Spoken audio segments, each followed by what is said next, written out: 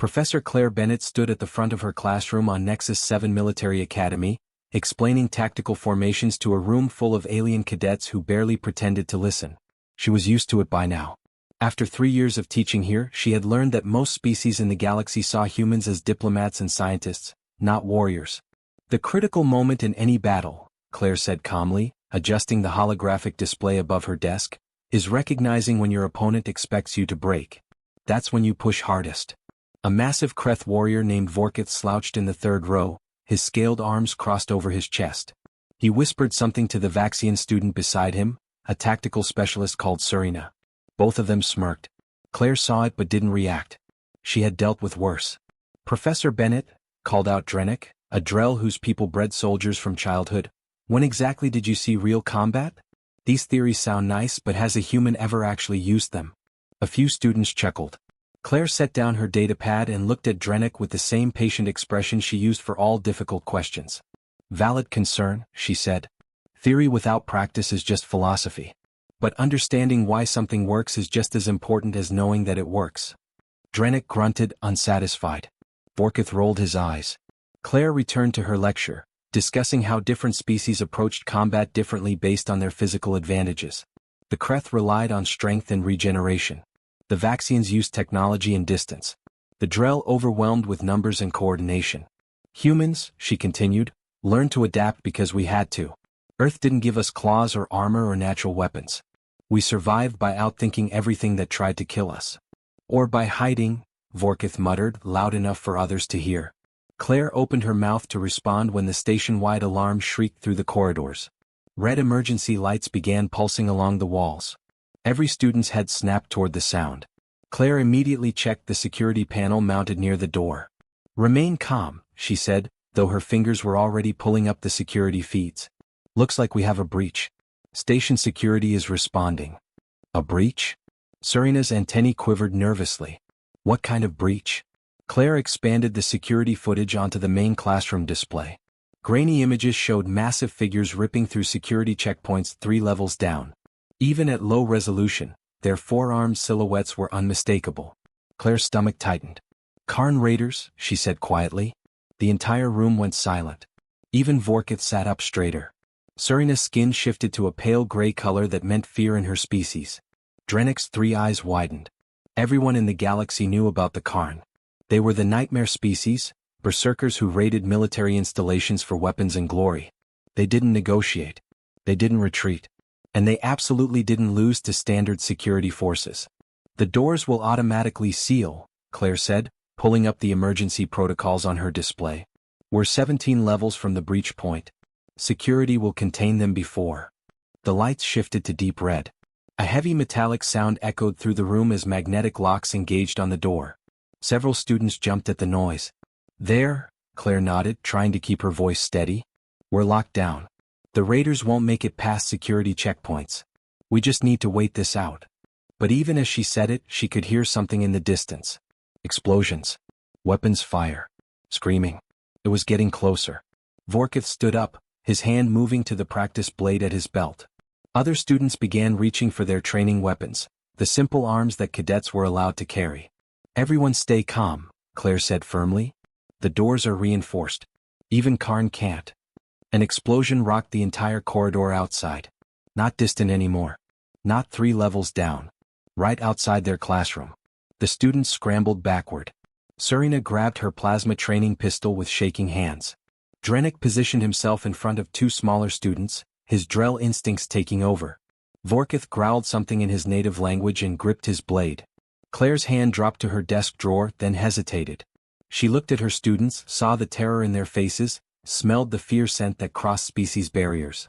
Some of them were barely adults. Most had never seen real violence. Move to the back of the classroom, she ordered. Get behind the desks and... The door exploded. Metal shrieked as it tore away from its frame.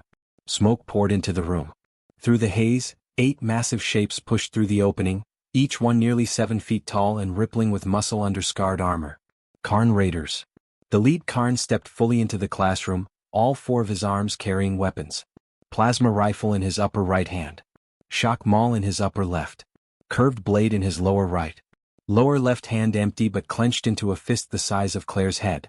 His face was a nightmare of ritual scars and broken tusks. When he smiled, it showed rows of serrated teeth.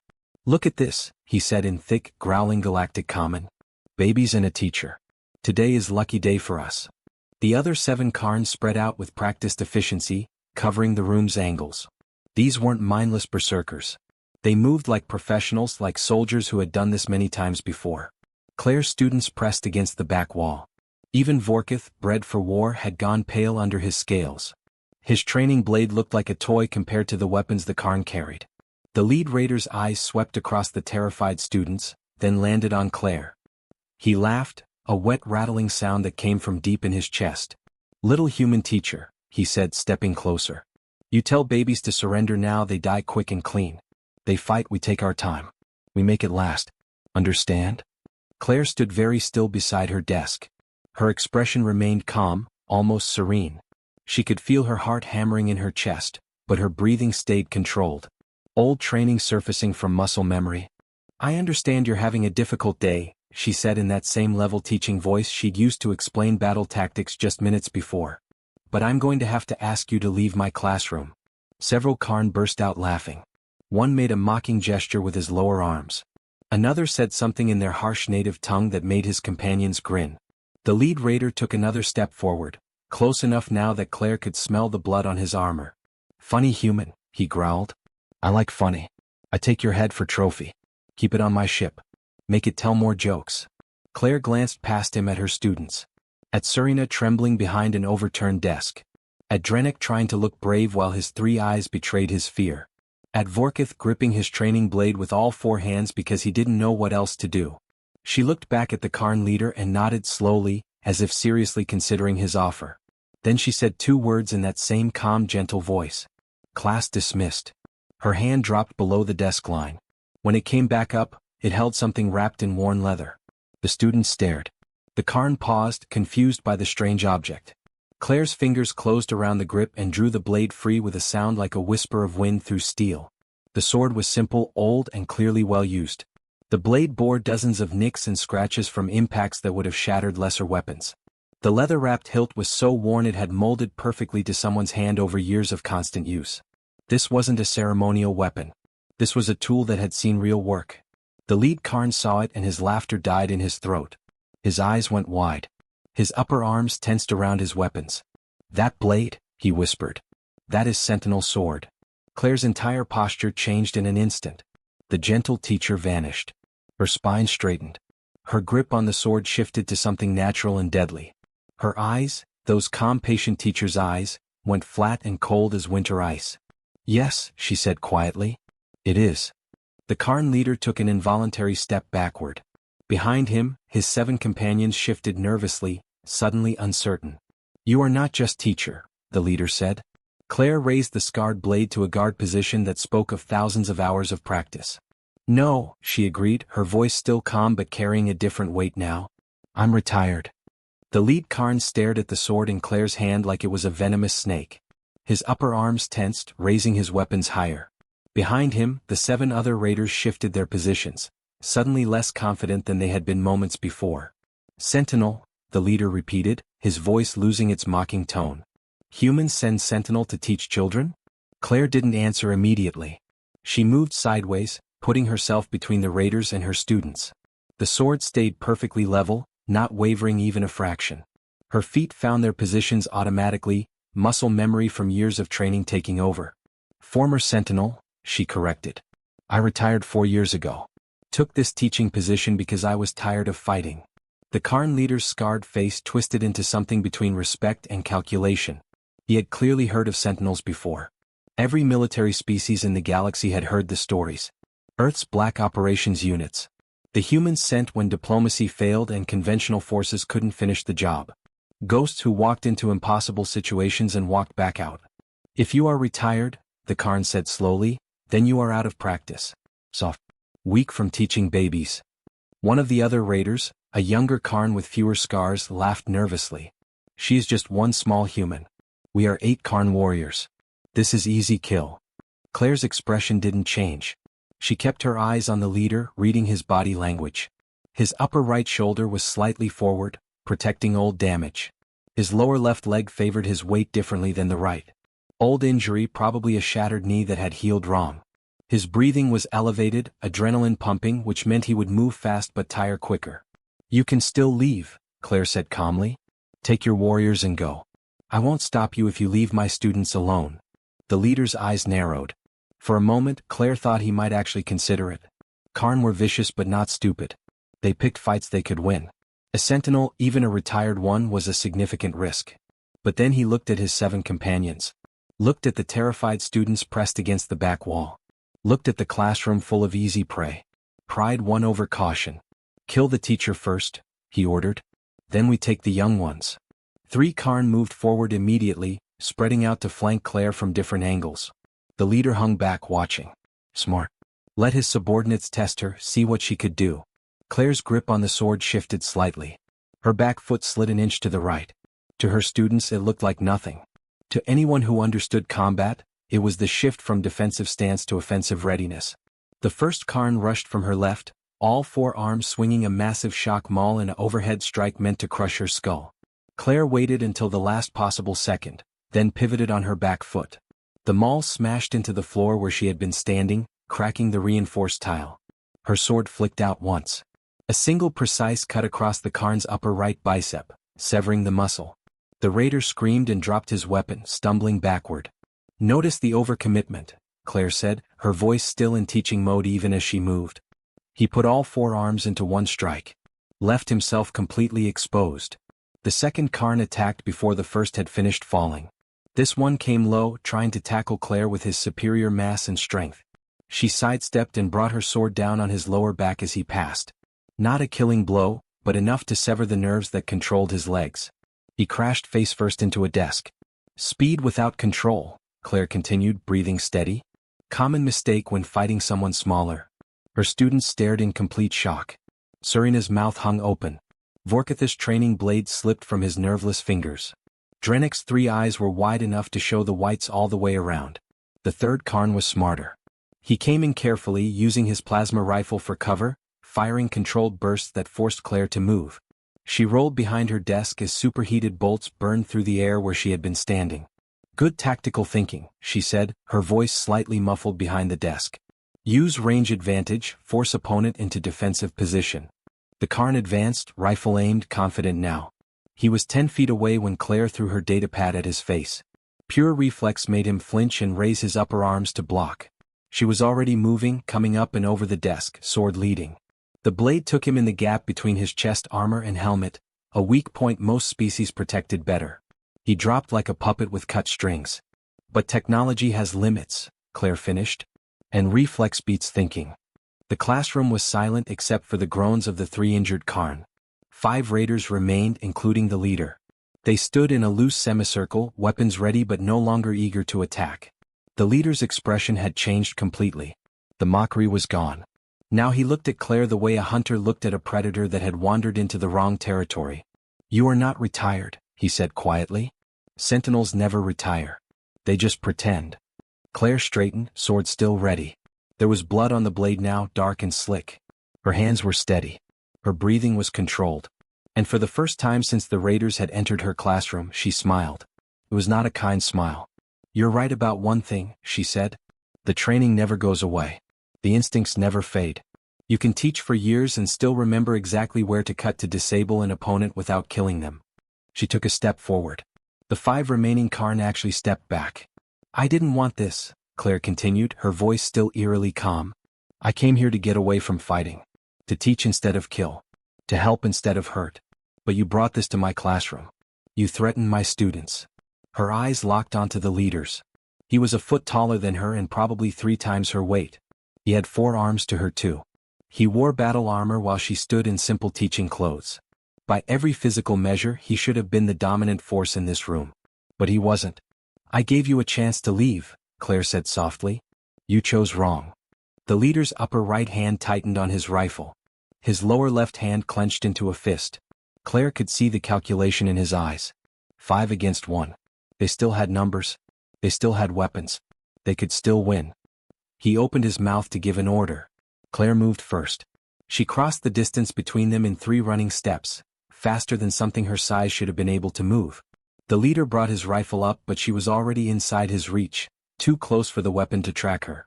Her sword came up in a rising arc that forced him to lean back, then reversed into a slash that made him block with his lower right arm. The blade bit deep into the armored forearm. Not through it, but enough to stick. The leader tried to pull away, but Claire held on, using his own strength to pull herself closer. Her free hand struck him in the throat, a precise blow to the soft tissue just below his jaw.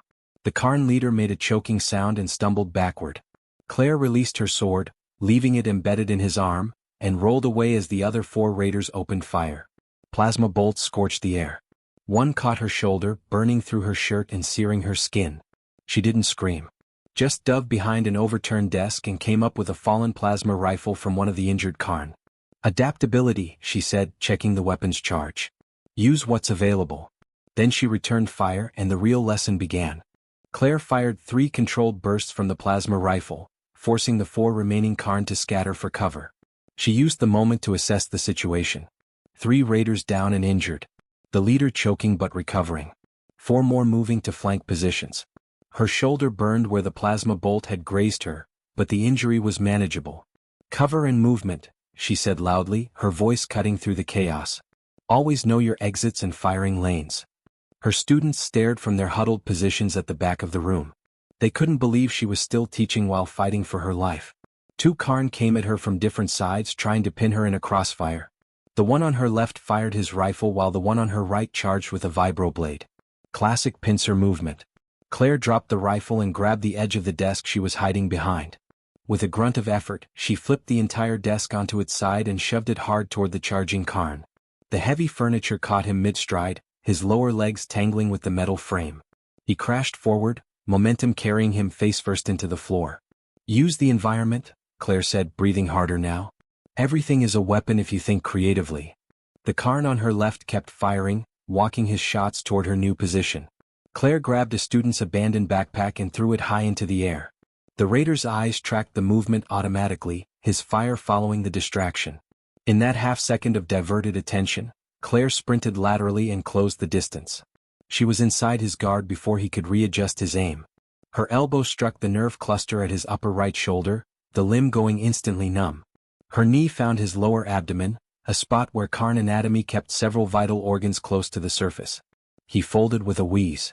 Know your opponent's biology, Claire said, striking again to disable his lower left arm. Every species has weak points. The Karn she had tripped with the desk was getting back up, rage burning in his eyes. He roared something in his native language and charged again, this time more carefully. All 4 arms spread wide to prevent her from dodging around him. Claire stood her ground until he was 3 steps away, then dropped flat to the floor. The raider's momentum carried him over her, his lower arms grasping at empty air where she had been. As he stumbled past, Claire swept her leg hard into the back of his knee. The joint buckled. Physics did the rest. The massive Karn crashed into the wall with enough force to crack the reinforced panel. He slumped down dazed. Momentum works both ways, Claire said, rising smoothly. The bigger they are, the harder physics hits them. A plasma bolt seared past her head, close enough that she felt the heat. The leader had recovered, his throat bruised but functional. He fired again, this time more carefully. Claire dove behind a row of student chairs as bolts burned through the thin metal. She could hear him advancing, could hear the heavy footfalls of his boots on the tile. He was being methodical now, professional. The mockery and overconfidence were gone. He was treating her like a real threat. That meant he was predictable. Claire grabbed one of the chairs and waited. When the footsteps were close enough, she threw the chair up and over her cover. Not at the leader, but high into the air above him. His eyes tracked it automatically, his rifle following the movement. She came around the side of her cover low and fast. Her sword was still embedded in his lower right arm. She grabbed the hilt as she passed him and yanked hard, tearing the blade free. The leader screamed and spun toward her, his upper left hand swinging a shock maul. The weapon caught her in the ribs with a glancing blow. Pain exploded through her side. She felt something crack. But she had committed to the movement and couldn't stop now. Her sword continued its arc, cutting deep into the leader's lower left leg, the one that was already damaged. The Karn leader's leg buckled. He fell to one knee with a roar of pain and fury. Old injuries are weaknesses, Claire gasped, clutching her ribs with her free hand. Any good fighter will find them and exploit them. Two Karn remained fully functional. They looked at each other, then at their leader kneeling and bleeding. One of them made a decision and rushed Claire, all four arms reaching to grab her in a crushing hold. She sidestepped but not far enough. His upper left hand caught her injured shoulder. She cried out despite herself as his fingers dug into burned flesh. But pain was just information. It told her where she was being held. It told her which direction she couldn't move. So she moved in the only direction left. Forward and down. She dropped her full weight suddenly, pulling the Karn off balance. His grip slipped. She spun inside his reach and brought her sword up in a short, brutal thrust to his lower right armpit, a nerve cluster that would paralyze the entire right side of his body. The Karn's right arms went limp. His right leg buckled. Claire kicked his left leg out from under him and he went down hard. "Sometimes the only way out is through," she said, breathing heavily now. Blood was running down her arm from her burned shoulder. Her ribs screamed with every breath. But she was still standing. One Karn raider remained. The youngest one, the one who had laughed and called this an easy kill. He looked at his 7 companions. 3 unconscious. 3 disabled and moaning. One leader on his knees, bleeding from multiple wounds. The young raider's hands were shaking. He was still holding his rifle but the barrel was drifting downward. "You can leave now," Claire said quietly. "I won't stop you." The raider looked at her. Really looked. Saw the blood on her clothes, the burns on her shoulder, the way she was holding her ribs. She was hurt. Tired. One good shot would end this. But his hands kept shaking. "Go," Claire repeated. "While you still can." The young Karn made his choice. He lowered his rifle, turned and ran. His boots echoed down the corridor outside the destroyed doorway. Claire listened until the sound faded completely, then let out a long, painful breath. The classroom was a disaster. Desks overturned. Scorch marks on every surface. 7 Karn raiders groaning or unconscious on the floor. And in the back, pressed against the wall with expressions of absolute shock, 23 students who had just watched their quiet theory professor systematically defeat 8 of the galaxy's most feared warriors. Claire limped over to her desk and carefully lowered herself into her chair. Every movement hurt. Her shoulder throbbed. Her ribs felt like someone had hit them with a hammer. But she was alive. Her students were alive. That was what mattered. She looked at the class and found enough breath to speak. "Tomorrow's quiz," she said, her voice rough but still recognizable as her teaching voice, "will cover everything you saw today. I expect detailed analysis of each engagement. Due by next class period." Serena made a sound that might have been a laugh or a sob. Vorkith was still staring with his mouth open. Drennick just nodded slowly with all 3 eyes. Then the emergency backup door burst open and station security poured in, weapons ready, shouting orders. They stopped when they saw the scene. 7 Karn raiders down. One small human professor sitting calmly at her desk, bleeding but composed. The security chief, a Vaxian named Krell, lowered his weapon slowly. "Professor Bennett?" he said, his voice uncertain. What happened here?" Claire looked at him with those calm teacher's eyes. "Practical demonstration," she said simply. "Very practical." Medical teams rushed into the destroyed classroom within minutes of security's arrival. Claire tried to wave them off, insisting her students be checked first, but a stern Drell medic simply pointed at her burned shoulder and cracked ribs and refused to take no for an answer. She sat on the edge of an overturned desk while the medic applied regeneration foam to her shoulder. Around her, security teams were securing the 7 unconscious Karn raiders in heavy restraints. The 8th raider, the young one who had fled, had been captured 3 corridors away by backup security units. "You're extremely lucky," the medic said, scanning her ribs with a diagnostic tool. 2 fractures but clean breaks. The burn is 2nd degree but no permanent damage. You'll be sore for a few days even with treatment. "I've had worse," Claire said quietly.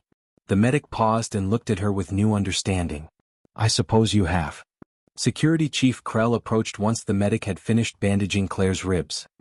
He was a tall Vaxian with silver-tinted skin and 3 eyes that saw far too much. He had been head of station security for 6 years and had never seen anything like this. "Professor Bennett," he said formally, "I need your statement about what happened here." Claire nodded and began explaining. The breach alarm. The raiders storming her classroom. The fight. She kept her voice level and factual, like she was describing a textbook scenario rather than a life-or-death battle. Krell listened without interrupting, his expression growing more thoughtful with each detail. "And you're certain the 8th raider fled without engaging you?" he asked. "Yes. I gave him the option to leave. He took it." Krell made a note on his datapad. The raiders are claiming you attacked without provocation. That you're a dangerous human who should never have been allowed near students. Claire almost laughed, but it hurt her ribs too much. Of course they are. Fortunately, Krell continued, a hint of satisfaction in his voice, we have the classroom security footage. It shows everything. Their forced entry, their threats, your defensive actions. It's quite conclusive. He paused and looked around at the destruction. Scorch marks. Broken furniture. 7 heavily armed Karn warriors in restraints. I've been in security for 23 years, he said quietly. I've never seen one person, unarmed and unarmored, defeat 8 Karn raiders. Even our best tactical teams would struggle with those odds. I wasn't unarmed, Claire pointed out, gesturing to her sword which now lay cleaned and sheathed on a medic's equipment case. A sword against plasma rifles and shock weapons, Krell said. The principle stands. Before Claire could respond, the classroom's damaged doorway darkened with a new arrival. The crowd of security personnel and medics immediately straightened to attention. Claire looked up and felt her stomach sink. Admiral Torith. The station commander was a Kreth, like her student Vorkith, but where Vorkith was young and arrogant, Torith was old and calculating. He had commanded Nexus 7 for 12 years and had a reputation for seeing 3 moves ahead of everyone else. His scaled face was unreadable as he walked into the classroom, his eyes taking in every detail. Leave us, he said simply. The security teams and medics filed out immediately. Even Krell hesitated only a moment before following. The students had already been evacuated to the medical bay for observation.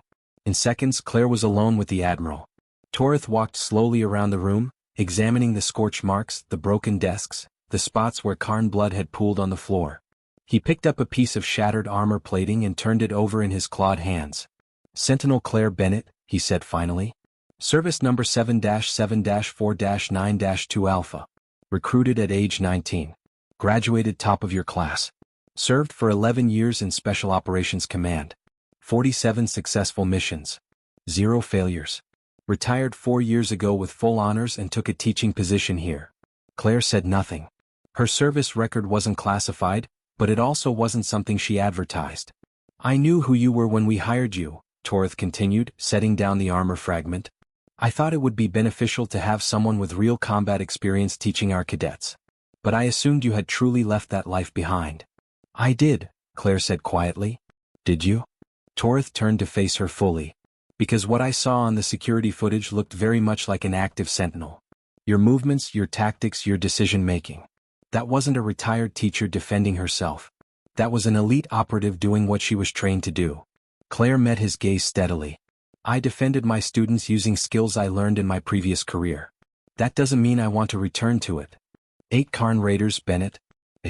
Do you understand how valuable that makes you? How rare that skill set is? I know exactly how rare it is, Claire said, her voice hardening. I also know exactly what it cost. That's why I left. Torith studied her for a long moment. Earth Command has been requesting we return you to active duty for 3 years. I've denied every request because you explicitly stated you wanted to teach. But after today I can't keep denying them. The galaxy needs sentinels. We have threats that require your level of expertise. Claire stood up carefully, her ribs protesting. She walked over to where her sword lay and picked it up, running her thumb along the worn grip.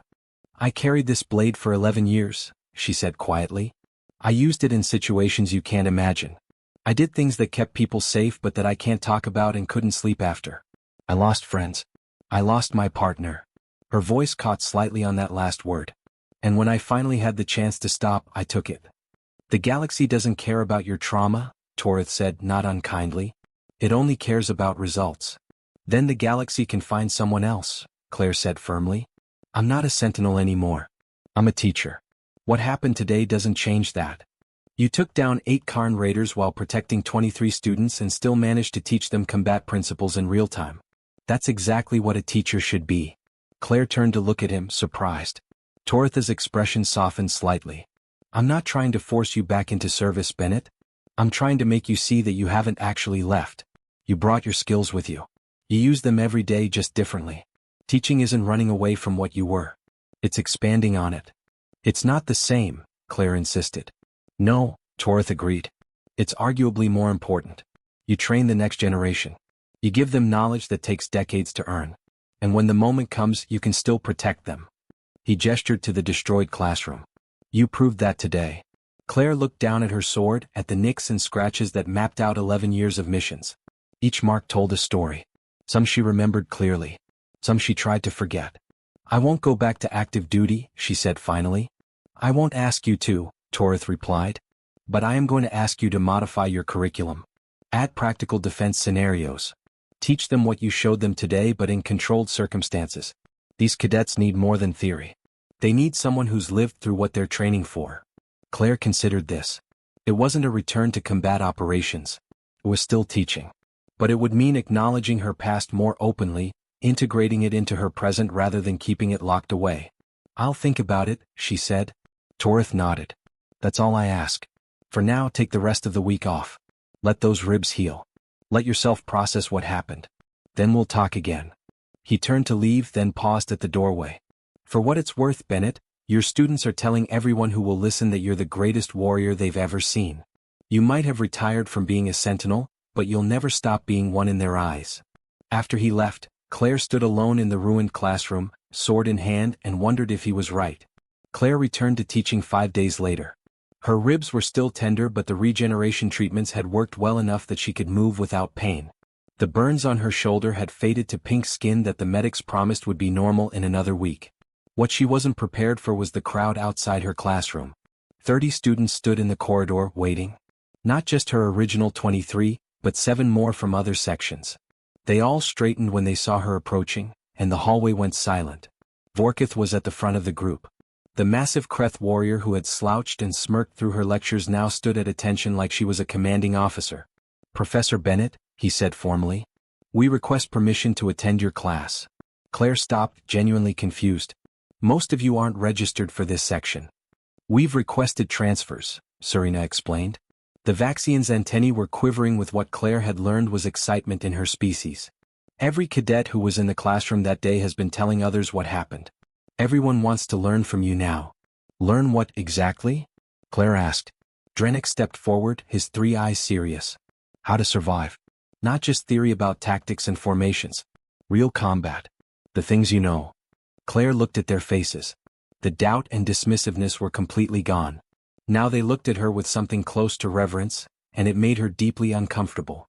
I'm still the same teacher I was before, she said carefully. The same person who taught theory that you all found boring. No disrespect, Professor, Vorkith said, but we were idiots. We thought humans were weak because you're smaller and don't have natural weapons.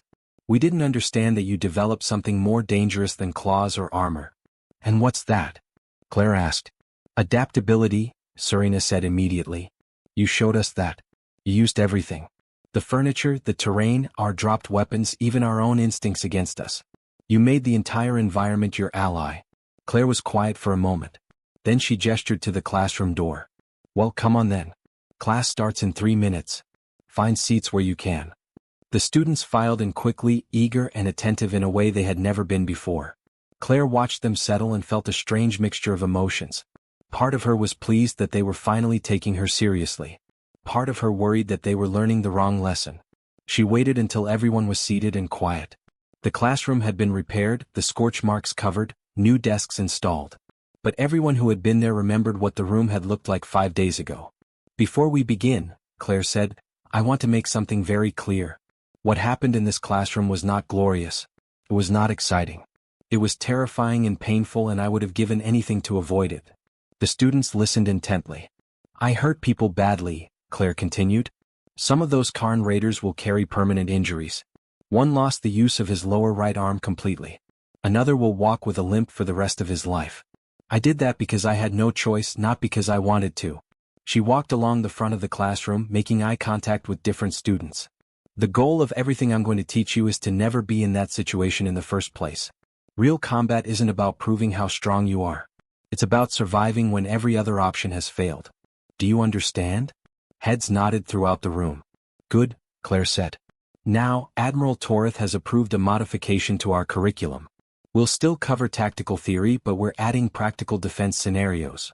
You'll learn techniques that work regardless of your species' natural advantages. But first, we need to discuss the single most dangerous assumption anyone can make in combat. She pulled up a holographic display showing various species side by side. Kreth, Vaxian, Drell, human, Karn, and a dozen others. What do you see when you look at these species? She asked. Different physical capabilities, Drennick answered. Kreth have strength and regeneration. Vaxians have advanced technology and precision. Drell have numbers and coordination. Humans have endurance? Yes, Claire said. All accurate. Now, which species would win in a fight? Vorkith raised his hand hesitantly. It depends on the circumstances, doesn't it? Environment, numbers, objectives. Exactly, Claire said. But before this week, what would you have said? The room was quiet. Finally, Serena spoke up. I would have said Kreth or Karn. The biggest, strongest species. And you would have been making the most dangerous assumption in combat, Claire said. She tapped the display, highlighting the human figure. You would have underestimated your opponent based on surface characteristics. She pulled up security footage from the fight. Her students had all seen it, but watching it on the display made it different somehow. More real. They watched as Claire, small and unarmored, systematically defeated raiders who outweighed her by hundreds of pounds. The Karn made that assumption, Claire said. They saw a teacher. They saw a human. They saw someone physically weaker than them. They assumed they knew how the fight would go. She paused the footage at the moment where the lead Karn first saw her sword. But assumptions kill. In combat, the moment you assume you know your opponent's capabilities is the moment you create an opening they can exploit. Claire switched the display to show various combat scenarios. Every species has advantages. Kreth strength. Vaxian precision. Drell coordination. Human endurance and adaptability. But every advantage has a counter. Strength can be redirected. Precision can be overwhelmed. Coordination can be disrupted. Endurance can be outlasted. She looked at Vorkith. You're a Kreth warrior. In training, you've probably beaten opponents by simply overpowering them. Yes. Vorkith nodded, looking slightly embarrassed. That works until you face someone who won't engage your strength directly. Someone who makes you chase them until your muscles burn and your regeneration can't keep up. Someone who turns your own power against you. She turned to Serena. You're a Vaxian. Your species excels at long-range combat with advanced weapons. But what happens when someone closes the distance? When they get inside your firing solution? Serena's antennae drooped. We're vulnerable. Everyone is vulnerable, Claire said firmly. The key is knowing your own weaknesses as well as you know your strengths. And never, ever assuming you know someone else's. She spent the next hour walking them through practical examples. How to fight opponents larger than themselves. How to use environment and momentum. How to read body language across different species. How to recognize when retreat was smarter than engagement. The students absorbed everything like they were drinking water in a desert. They asked questions constantly. They wanted to know how she had learned to read Karn body language, how she had known which injuries would disable rather than kill, how she had stayed calm when outnumbered. Claire answered honestly. Years of training. Hundreds of simulations. Real missions where mistakes meant death. She didn't glorify it. She showed them the cost of every lesson. Near the end of class, a new student who had transferred in raised her hand. She was a small Vaxian named Kara. Professor, do you regret becoming a sentinel? The room went silent. Everyone waited for Claire's answer. She thought about it carefully. About her partner who had died. About the missions she couldn't forget. About the 11 years of violence that still visited her dreams. But she also thought about the people those missions had saved. The threats that had been stopped. The students sitting in front of her right now, alive because she had been able to protect them. I regret the cost, she said finally. I regret what I lost and what I had to do. But I don't regret the choice to serve. The galaxy needs people willing to stand between innocent lives and those who would harm them. That need doesn't go away just because it's difficult. She looked at each of them in turn. Some of you will become those people. You'll be the one standing in the gap when everything goes wrong. And when that happens, I want you to remember this. Your species doesn't determine your worth as a warrior. Your size doesn't determine your effectiveness in combat. What matters is your training, your adaptability, and your refusal to be defined by others' assumptions about you. She gestured to the repaired classroom around them. The Karn assumed I was weak because I'm human and small and teach instead of fight. They learn better. Don't make their mistake. And don't let anyone make that mistake about you.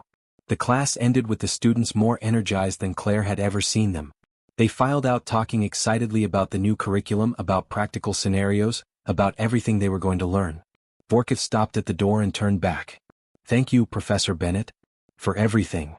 Claire nodded. After the students left, she sat at her desk and looked at her sword, now mounted on the wall behind her. A reminder of what she had been and what she had become. She wasn't just a sentinel anymore. She wasn't just a teacher either. She was something new, something that combined both parts of her identity into something she was still figuring out. And for the first time in 4 years that felt right.